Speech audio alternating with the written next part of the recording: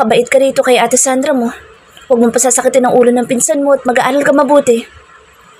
Bilin sa akin ni Mama habang inaayos ng mga katulong mga gamit ko sa magiging silid ko simula sa araw na ito. Sabi ko naman sa inyo ni Papa na okay lang na doon ako magkolehiyo sa probinsya natin. Pabalang kong sagot. Rian! May babalang tawag ni Mama sa pangalan ko. Masyado ka na namin pinagbigyan ng Papa mo sa bawat kapritsyo mo. Kaya ngayon ay kami na masusunod.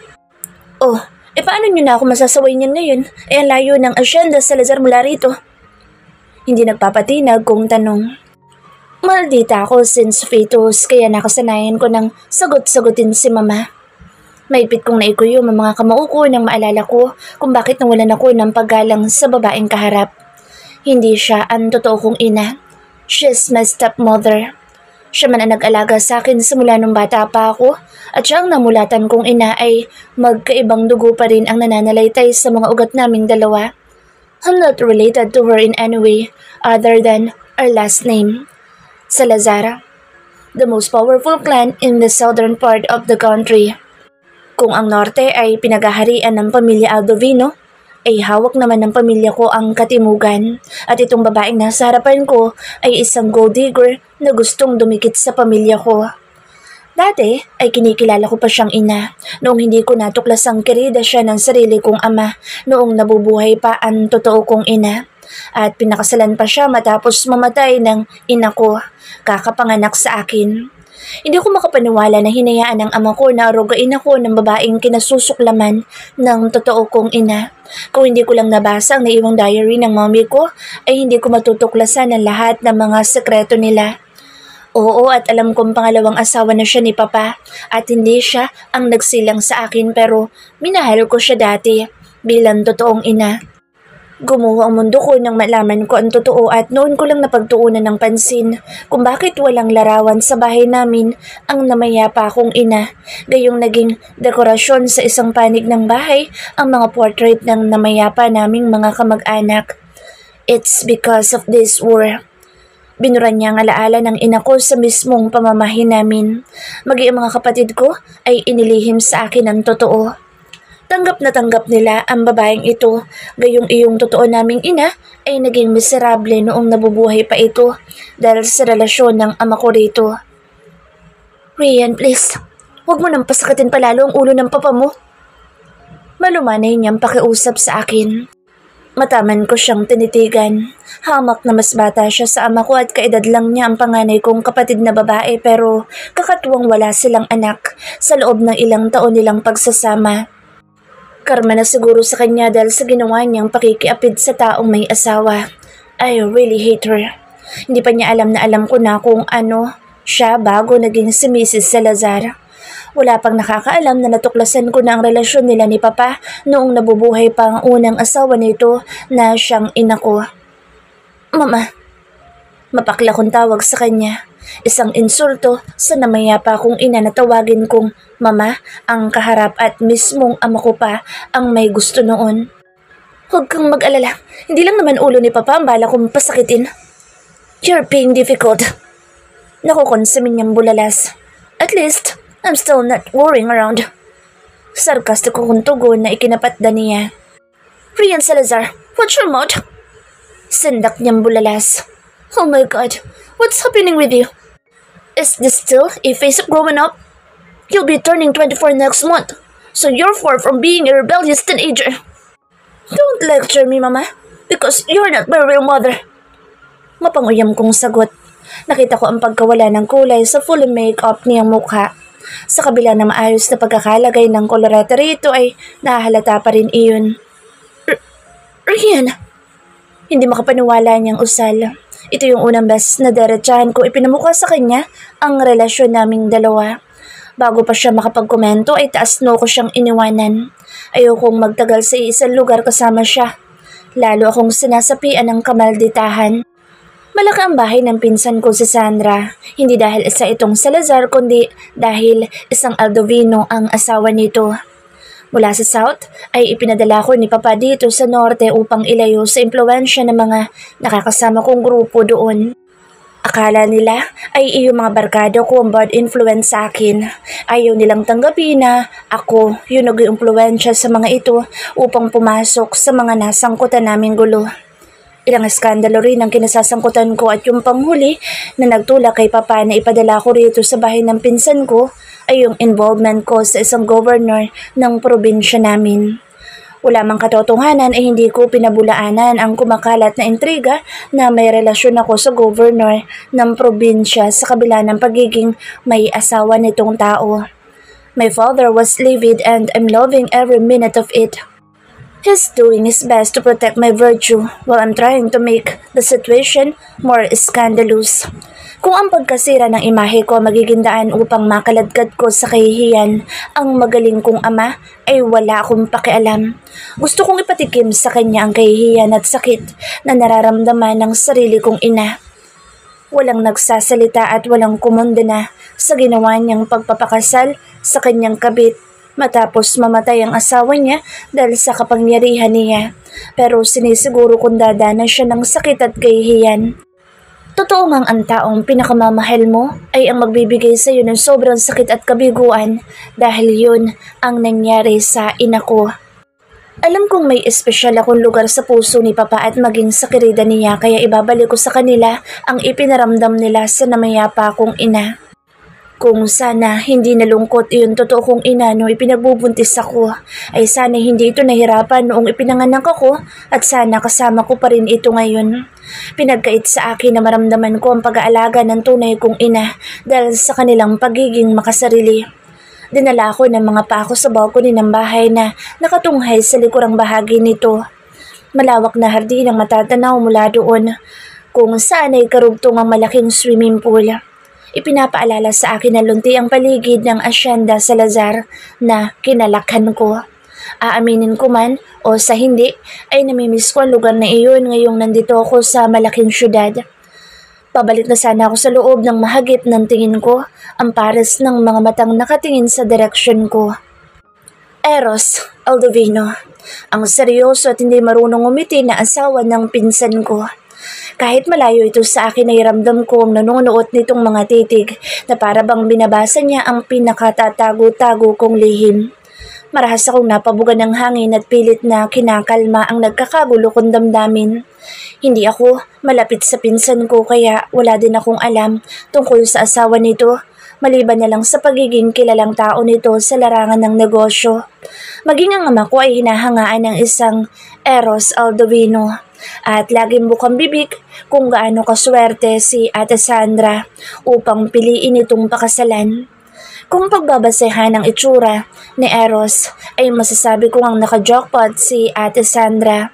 Hula ko ay nasa 33 na ito at masasabi kong nag-uumapaw pa rin ang kakisigan kahit na hindi ko ito nakitang ngumiti kahit na minsan. Palagay ko ay nakakadagdag sa apil nito ang taglay na kaseryosohan na sa halip na panlamigan ako dahil sa mariin niyang titig ay kakaibang init ang ginigising nito sa loob ko. John, bakit may pakiramdam ako magiging kapanapanabik ang pananatili ko rito sa bahay nila ni Ate Sandra? Malabo yatang dito ako titino dahil wala pa man ay nadademonyo na ang utak ko. Unang gabi ko sa mansyon na mag-asawang Aldovino, hindi ko pa nakikita yung pinsan ko at kahit sumalubong kanina pagdating namin ay yung asawa nitong si Eros ay si Maura lang ang kumausap dito. Bumalik na rin agad sa asyenda si Maura kahit masyadong napaghahalata ang gusto na niya agad akong iwan sa lugar na ito. Malayo sa totoo kong tirahan ay mas maigi na rin iyon dahil naalibadbaran ako sa presensya nito. Kung ako masusunod ay hindi ko na ulit tatawagin mama ang babaeng iyon. Pero gusto kong kusang umamin sa akin si Papa sa kasalanan nilang dalawa sa tunay kong ina. Kaya hanggat maaari ay hindi ko ipapakita ng lantaran ang pagkamuhi ko sa kanilang dalawa. Nagdidilim talaga ang paningin ko tuwing maaalala ang relasyon nila habang nabubuhay pa ang tunay kong ina. Siguro tuwang-tuwa ang Maura na iyon noong mamatay ito pagkapanganak sa akin. Habang naghihirap ang tunay kong ina, ay nagpapakasaya naman silang dalawa ni Papa. Hindi na tuloy ako nabigyan ng pagkakataong magisnan at maalagaan ito. Ipinagkait nila sa akin iyon. Natitiyak ko na ang kalungkutan ng pangunahing dahilan ng maaga nitong pagpanaw. Hula ko ay hindi na nito kinaya ang kawalang hiyaan ng ama ko kasama ang kirida nito. Nabalik ako sa kasalukuyan ng lumikha ng ingay ang isang lagayan ng ulam na inilapag ng isa sa mga katulong na abala sa paghahanda ng hapagkainan. Hindi ko pinansin ang mabilis nitong paghingi ng paumanhin dahil wala naman akong pakaalam sa nangyayari sa paligid. Kahit basagin pa nila lahat iyan, basta hindi ako matatalisikan ng bubog ay hindi ako kikibo dito sa kasalukuyan kong kinauupan. Ilang minuto ko na ring tahimik na hinihintay ang mga inaasahan kong makakasalo sa unang hapunan sa bahay na ito at unti-unti na akong nakakaramdam ng pagkabagot. I'm not impressed with the amount of delicious food in the table because it doesn't differ from where I came from. Ang kaibahan lang ay ako iyong unang dumating at ang pinaghihintay na kalimitan ay kabaliktaran noong nasa amin pa ako. Kunti na lang ay mauuna na akong kumain. Bahala na ang mga iyong mga nagpapahuli. Dahil sa nararamdamang pagkabagot ay pinapatunog ko na ang sariling mga kuko sa ibabaw ng mesa. Tapos na yata ang mga kasambahay sa paghahakot ng mga pagkain at pag-aayos ng mesa pero ni anino na mga hinihintay ko ay wala pa. Napapalakas na ang tunog na nililikha ng bawat pagtama ng mahaba kong mga kuko sa mamahaling mesa. Palatandaan ng papaubos kong pasensya. Stop doing that. Kusang tumigil ang mga daliri ko nang marinig ang barito ng boses na nagmumula sa aking likuran. Saglit akong naniga sa kinauupuan pero hindi na ako nag-aksaya ng panahong lumingon upang kumpirmahing si Eros ba talaga ang nagsalita. Unang umabot sa pandinig ko ang tunog ng papalapit nitong mga hakbang bago ko nalanghap ang nanonood nitong bango nang mapadaan ito sa tabi ko. Si Eros nga, amoy palang pampagana na, talo pang appetizer na nasa mesa. Unang dumako ang tingin ko sa malapad nitong mga balikat at nahagipan ng mga mata ko ang side view ng mukha nito bago tuluyang tumambad sa akin ang likod nito habang pahinamad nitong tinutumbok ang kabilang dulo ng mesa. Wala sa sariling bumaba ang tingin ko sa pang-upo nito pero saglit lang iyon at agad ako nag-iwas ng tingin dahil pumihit na itong paharap kasabay ng paghila ng upuang nasa pinakadulo. Masyado siyang malayo o sadyang mahaba lang itong mesa? Pasimple ako nag-alis ng bara sa lalamunan nang maramdaman ng matiim niyang titig na naglalakbay sa mukha ko. Welcome to my home. Please, feel comfortable. Buo ang boses niyang pahayag pagkatapos umayos ng pagkakaupo. Feel comfortable at hindi feel at home.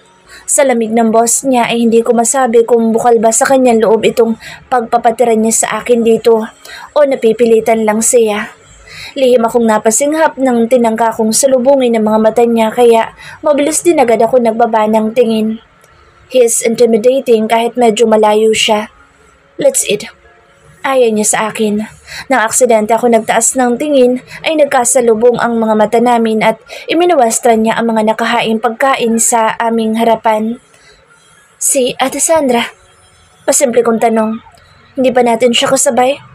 She's out of the country. Formal niyang sagot at nagsimula ng kumuha ng pagkain. Nagkibit-balikat na lamang akong ginaya ang ginagawa niya. What year are you in college? Muli ay narinig kong tanong niya. Second year, this year. Tugon ko. Panakaw ko sana siyang susulyapan pero nahuli ko siyang nakatingin sa akin. Akala ko ay kusa siyang magbabawi ng tingin dahil nga nahuli ko siya.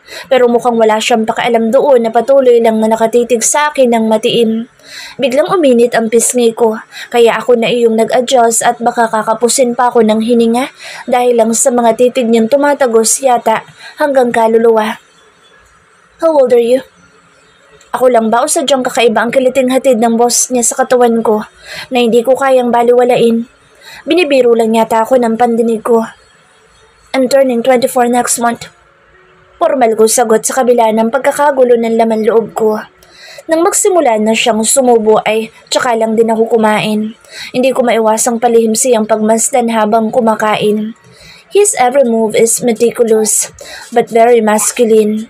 Kakaiba ang dating sa akin ang bawat galaw niya na para bang isa siyang mabangis na hayop na naghihintay lang ng pagkakataong umatake sa kabila ng napakahinahon niyang kilos. Ate Sandra is indeed lucky to have Eros Aldovino as a husband. Your cousin is quite busy, so you will not see her around the house very often. Maya-maya ay pahayag niya.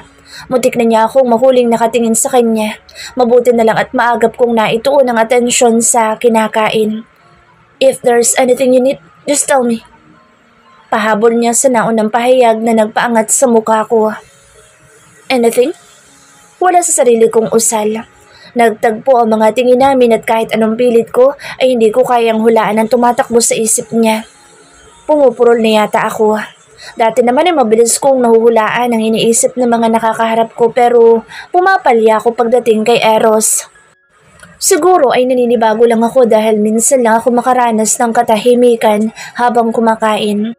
Sa bahay kasi namin ay appetizer at dessert ko yung sermon ni Papa at ang nakakarinding boses ng asawa nito. Ay, mahina niyang tanong habang matamang nakatitig sa akin. Do you think there is something that I can't give you? Pasimple kong nakagat ang pang-ibabang labi dahil sa bahagyang pagbabago ng boss niya. Imposibleng bunga lang ito ng malikot kong imahinasyon. Kung ang mga titig niya ay parating tumatagos hanggang sa kaluluwa ko, ay para namang mumunting sensasyong nanunulay sa bawat himaymay ko iyong boses niya. Masarap ito sa pandinig at parang nanghahalina na ginigising ang natutulog kong kalandian sa katawan. Walang halong paglalambing sa pagsasalita niya bagkus ay masyado itong maotoridad na tinalo pa si Papa.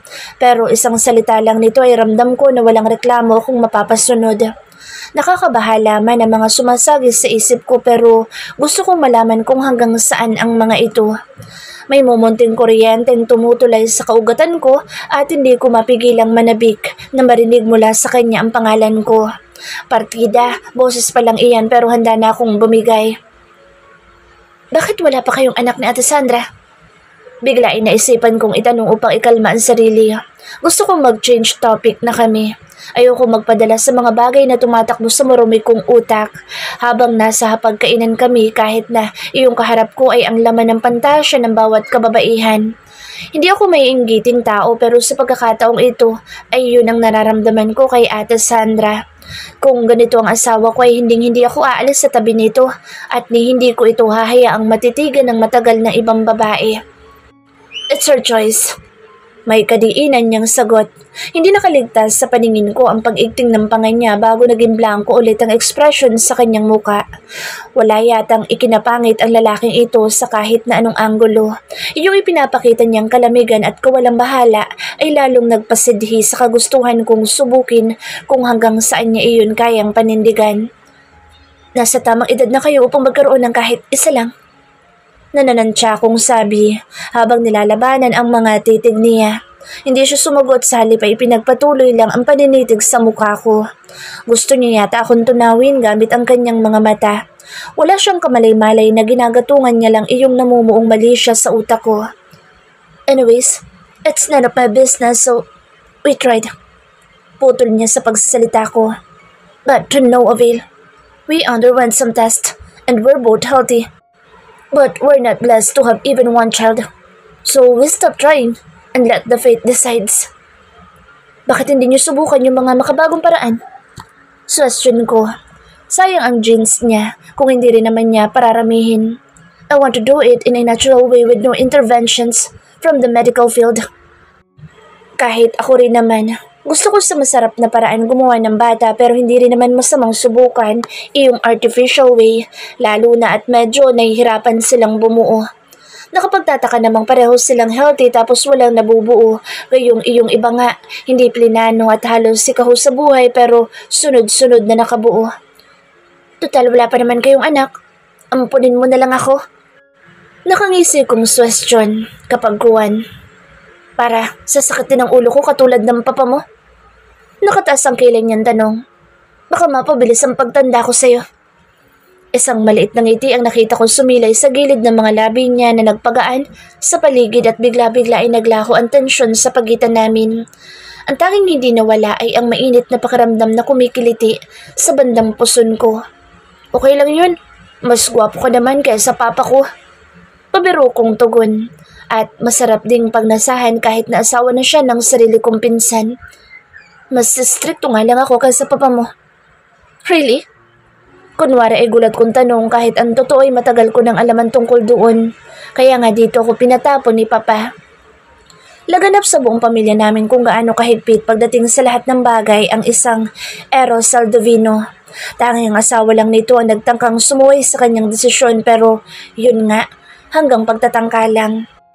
At ngayong nandito ako sa ilalim ng poder niya, inaasahan ni Papa na magiging masunuring Rhea na lang ako bigla. Baka magugulat si Papa kung ano ang kaya kong gawin upang bigyan lang siya ng sakit sa ulo. At kung kinakailangan ko suwayin sa Eros ay gagawin ko iyon. Hanggat hindi ko naririnig mula sa kanya ang pagsisisi sa ginawa nilang dalawa ng asawa niyang si Maura, sa totoo kong ina, ay hahanap at hahanap ako ng paraan upang masira ang pangalan at reputasyong iniingatan niya. Di bali ng sarili kong dignidad ang madungisan. Wala din naman akong pakialam sa sasabihin ng mga taong walang ambag sa sarili kong buhay. I hope you're not planning anything right now just to test me. Bukaw niya sa katahimikang namayani sa pagitan namin.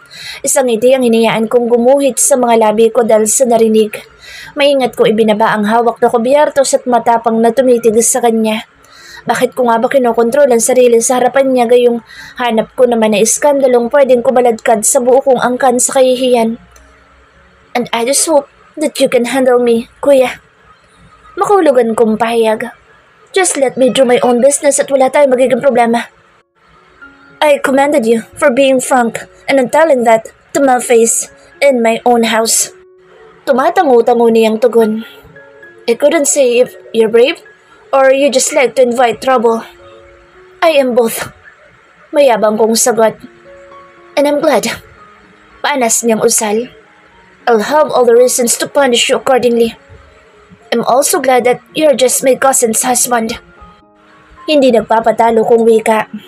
I can let you punish me in every way. Mapanghibo kong dugtong. Don't go there, young lady. Mahina niyang babala sa akin. Pinanood ko siya na parang maharlikang nagpupunas ng bibig gamit ang puting table napkin. Tanda na tapos na siyang kumain. You're too young to challenge me on that matter. Matigas niyang dugtong sa unang pahayag. Just remember that I can be your friend or someone that will put you in your place. It will not give you any good to cross me, so think carefully. Malinaw ang mensaheng gusto niyang iparating pero ayaw makinig ng nagre-rebelde kong kalooban. Hindi mo ko empleyado. Matigas kong wika. My place is right where I want to be. Walang pwedeng dumigtas sa akin. Ibig bang sabihin niya na sarili mong kagustuhan kung bakit ka ngayon nandito sa pamamahay ko? Nanguiyam niyang tanong. Nagpantingan tenga ko at sumulak yung dugo ko dahil sa nararamdamang galit. Kung gaano niya kabilis na pag-iinit ang katawan ko ay ganoon din niya kabilis napapakulo ang dugo ko dahil sa galit. As long as you're financially dependent on other people, you can't really do anything you want. Malamig niyang pahayag. Kung may gusto kang gawin sa buhay mo nang walang pwedeng pumigil sa'yo, ay unahin mo muna maging financially stable para hindi ka nakadepende sa yaman ng pamilya mo. Nagtagis sa mga ngipin kong sinalubong ang matiim niyang titig.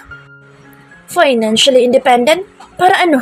Para hayaang magpakasasa sa yaman ng pamilya namin ng stepmother ko? Never. Di baling ako ang uubos sa pera namin basta huwag lang itong mapunta sa babaeng iyon. Siguro naman ibayad na ang pag-aalaga niya sa akin simula nung bata pa ako. Sumobra pa nga dahil nagre-renahan siya sa sarili naming pamamahay. Matapos ang ilang sandaling pakikipagtagisan ng tingin ko kay Eros, ay ako ang unang nag-iwas ng tingin. Lalo akong lihim na nanggigigil dahil hindi ko talaga matagalan ang mga titig niya. Pakiramdam ko kasi bigla ako mauutal at magkakalat sa kanyang harapan kung ipagpapatuloy ang pagpamatapang na salubungin ang tingin niya. Ayokong ipahiya ang sarili ko kaya ako na iyong mag-a-adjust. Hindi naman siguro mauubos ang pera namin kung habang buhay ako nakadepende doon. Nagtunog spoiled brat ako kahit sa sarili kong pandinig. Nawala na ako ng gana na ipagpatuloy ang pagkain kaya uminom na ako ng tubig. Can I have something stronger than water? Muli ay baling ko sa kausap. Even just a cheap beer will do. Sana'y hindi mo mapagkamalang beer house sa tumbahay ko. Mapaklan niyang tugon. Nangihingi lang ng may inom, beer house na agad. Natatawa kong bulalas. Grabing imahinasyon niyan, kuya. Masyadong napaghahalata ang kulang kayo sa lambing. Nakatingin ako sa kanya kaya nahuli ko ang saglit na pagtalim ng tingin niya. So, mukhang may tinamaan ng hindi asentado kong tira. Masyado bang busy si Ate Sandra kaya hindi na niya nagagampanan ng pagiging asawa sa inyo? Nangaasar kong dagdag. It's none of your business. Mahina pero may babala sa boss niyang tugon.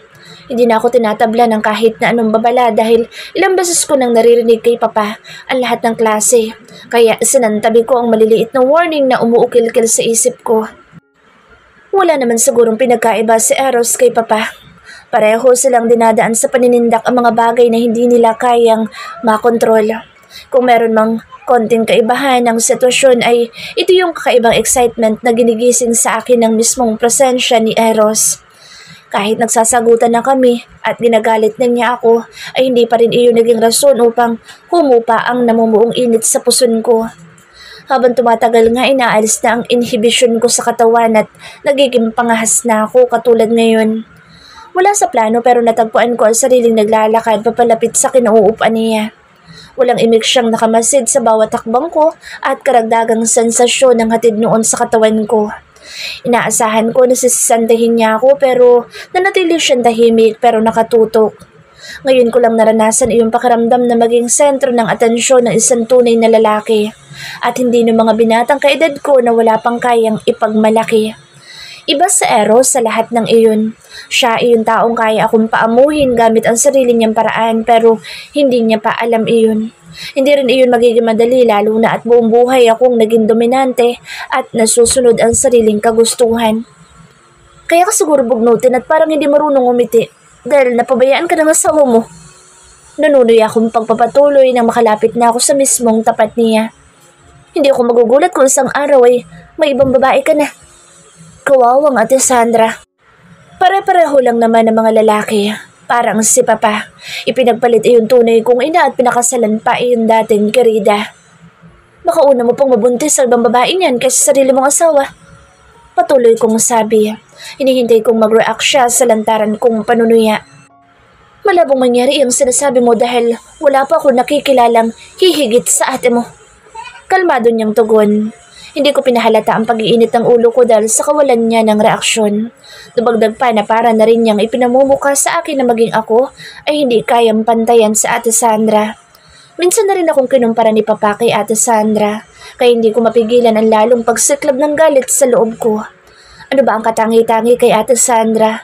Nakapag-asawa lang naman siya ng isang Aldovino, kaya siya biglang nalagay sa kinaroroonan niya ngayon.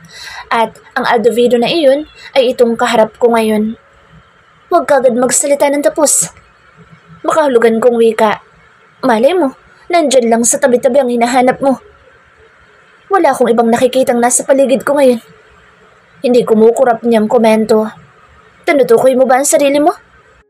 Hindi ko nagugustuhan ang nahihimigang kaantipatikuhan sa tono niya pero hindi ko hayaang makikita niya ito sa ekspresyon ko. Asawa ka ng pinsan ko. Paalala ko sa kanya. Malaking skandalo pag nagkataon. Bumaba ang tingin ko sa mapupulan niyang mga labi at hindi ko maiwasang mapalunok. Kakaiba pala ang dating noon sa malapitan. Masyadong nakakatukso. Kung iskandalo nakakaladkad sa pangalan ng pamilya ko ang gusto ko ay bakit nga ba ako maghahanap sa kung saan-saan? Gayong nandito lang sa malapit yung masarap na tuksong gusto kong tikman. I hate my father's mistress to the core and me becoming one will definitely become his downfall. Lalo na at kung family stroke ang eksenang tumatakbo ngayon sa isip ko habang umuukil-kil sa utak ko ang relasyon ng angkan ko sa mga Aldovino. Speaking of scandals, talaga bang pumatol ka doon sa matandang gobernador? Seryoso niyang tanong. Hindi ko binigyang pansin ang saglit na pagdaan ng galit sa kanyang mga mata na parang may naalala siyang hindi maganda. Ano sa tingin mo? Nangahamon kong balik tanong sa kanya. You look inexperienced to me. Walang gatol niyang sagot. You're not that kind of woman. Mahina ako napatawa. Nakakamangha na iyong taong hindi ako gaanong kilala ay mas naniniwala pa na hindi ko magagawa ang bagay na iyon kesa sa sarili kong ama. Sa tingin mo, Kuya Eros, anong klaseng babae ako? Nakangiti kong tanong at bahagya pang yumuko upang ilapit ang mukha sa kanya habang nakaupo siya. Inosenteng gesture iyon pero nang tumaas sa pisngi ko ang isa niyang palad upang humaplos doon, ay biglang nag-iba ang hangin sa pagitan namin. Hindi ko magawang umiwas sa haplos niya habang patuloy na magkahinang ang mga mata namin. You're the kind of woman who could be anything you wanted to be. Panas niyang sabi habang naglalakbay ang mga mata sa buo kong mukha. But not in my watch, young lady. Hindi mo pwedeng dalhin dito sa pamamahay ko ang pagiging pasaway mo. Tanasan ko siya ng kilay at sinadyang ikiskis ang pisngi ko sa mainit niyang palad habang naging mapanukso ang ngiting nakapaskil sa aking mga labi. Ang sarap sa balat ng kamay mo. Pero mas masarap siguro kung sa ibang parte mo ito inihahawak. Mapang-akit kong wika. Naramdaman ko ang bahagyang pagdiin ng pagkakasapon niya sa pisngi ko. Upang lalo pa siyang subukin ay pasimple kong binasa ang paligid ng mga labi ko gamit ang sarili kong dila. Wala man akong karanasan sa ganitong bagay pero eksperto ako sa mga dapat gawin upang makuha ang atensyon ng kahit na sinong lalaki. Anong silbi ng mga porn sites at mga nare-research sa internet kung wala akong natututunan sa mga ito? I just hope na hindi ka puro salita. Buwerta niya sa akin habang nakasunod ang tingin sa ginagawa ng dila ko. Hindi ko matukoy kung pinapatulan niya ba ang pagpapahiwatig ko o tinatakot niya ako upang umatras mula sa binabala ko. Paano ba yan? Hindi mo malalaman dahil asawa ka ni Ate Sandra. Nangaasar kong pahayag. We're family, so we couldn't be more than that. May munting boss na sumisigaw sa isip ko na tumigil na ako lalo na at biglang bumigat ang paghinga ng kausap ko pero binabalawala ko lang ito. Kampante ako na kontrolado ko ang sitwasyon. Family? Sarkastiko niyang tanong. You're Sandra's cousin, so she is your only family, not me.